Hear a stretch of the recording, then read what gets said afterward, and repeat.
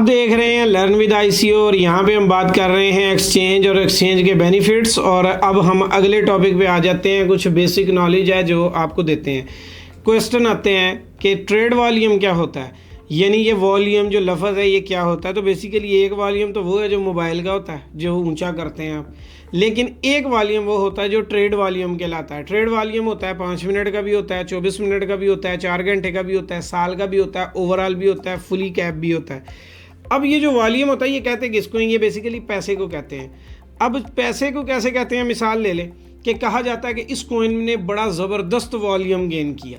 अब बड़ा ज़बरदस्त वॉल्यूम गेन किया मतलब कि उसने बहुत ज़बरदस्त पैसा गेन कर लिया। अब कैसे, अब ये वॉल्यूम बेसिकली जनरेट कैसे होता है, ये किस तरह पता लगता है कि ये वॉल्यूम ओरिजिनल है या क्या है, या ये जो पैसे सामने लिखे हुए हैं ये पैसे हैं, या कैसे पता लगेगा कि ये पैसे क्या हैं टोटल।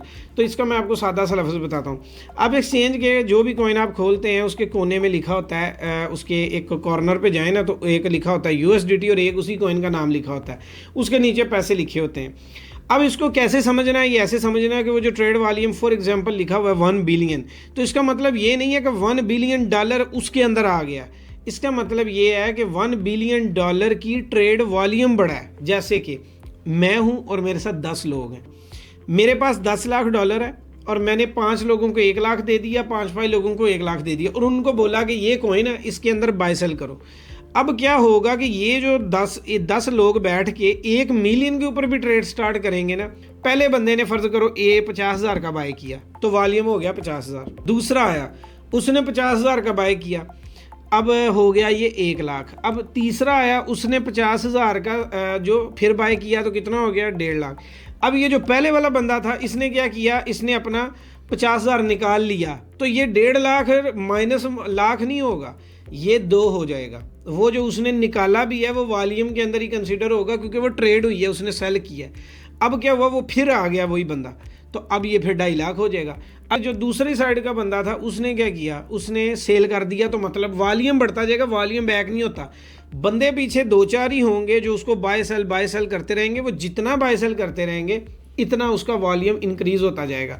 अब यहाँ पे लोग क्या समझते हैं, लोग ये समझते हैं कि ये जो 1 बिलियन लिखा है ये 1 बिलियन लोगों ने लगाया। नहीं हो सकता वहाँ पे उसकी अपनी कम्युनिटी ट्रेड करने बैठी हो, उन्होंने लगा दिया हो। अब दूसरी चीज़ ये है कि जो कॉइन लिखे होते हैं वो उतने कॉइन ट्रेड हुए होते हैं।